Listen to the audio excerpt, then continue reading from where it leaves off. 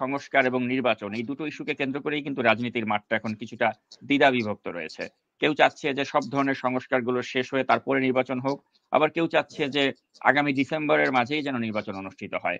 তো এই যে নির্বাচন ইস্যুতে দেখা যাচ্ছে যে বিএনপি, জামায়াত বা আপনাদের যে দল বা ছাত্ররা যে দলটি গড়তে যাচ্ছে সেই দল, তাদের প্রত্যেকের মাঝে এক ধরনের অনৈক্য। তো আপনার ব্যক্তিগত অভিমতটা কি আসলে? যে কবে নাগাদ নির্বাচন হওয়া উচিত বা কতটুক সংস্কার হওয়া উচিত? এ বিষয়ে আপনার মত কি?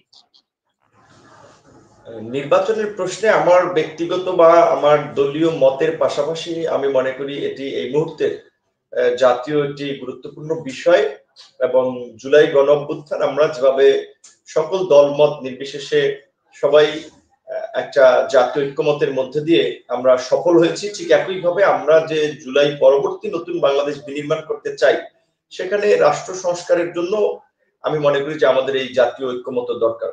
সেক্ষেত্রে রাষ্ট্র সংস্কারের পাশাপাশি আমি মনে করি রাষ্ট্র সংস্কারেরই একটা অংশ যে বাংলাদেশের দীর্ঘদিন ধরে মানুষ যে ভোটাধিকার থেকে বঞ্চিত ছিল, ফ্যাসিবাদী শাসন ব্যবস্থায় ছিল, সেখান থেকে উত্তরণে একটা গণতান্ত্রিক পথে যাত্রা, সেটার জন্য একটা অবাধ সুষ্ঠু নিরপেক্ষ নির্বাচন, এই নিরপেক্ষ নির্বাচনের আয়োজন করাটা আমি মনে করি এটা সংস্কারের একটা পার্ট।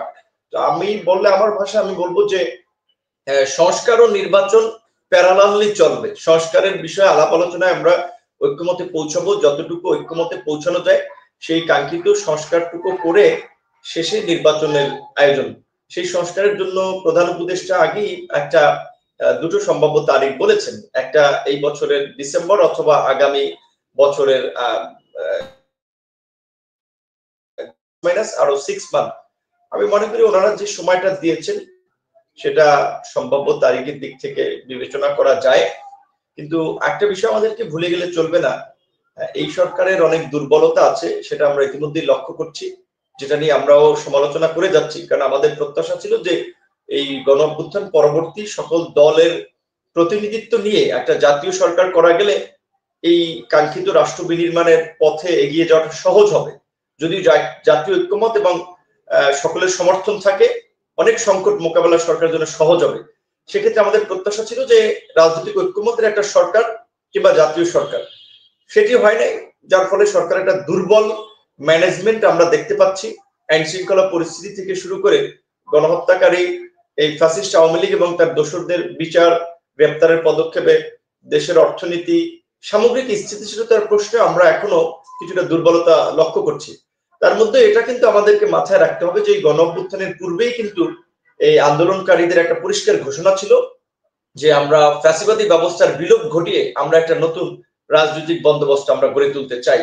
বাংলাদেশের গত 53 বছরে দেশ এবং রাজনীতি যে ধারায় চলেছে সেটি জনগণের মনোপুত ছিল না, বিধায় কিন্তু এই গণঅভ্যুত্থান অপরিহার্য হয়ে পড়েছিল।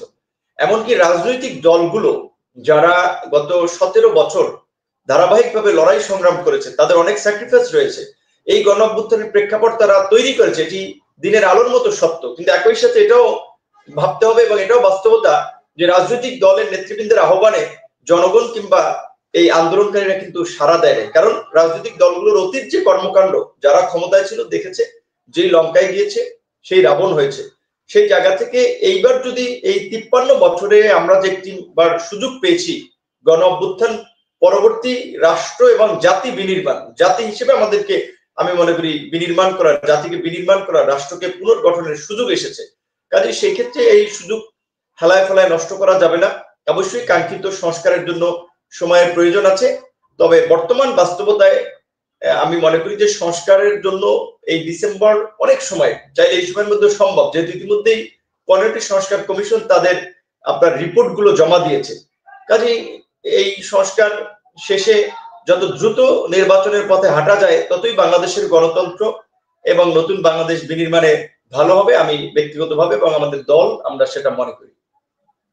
ধন্যবাদ।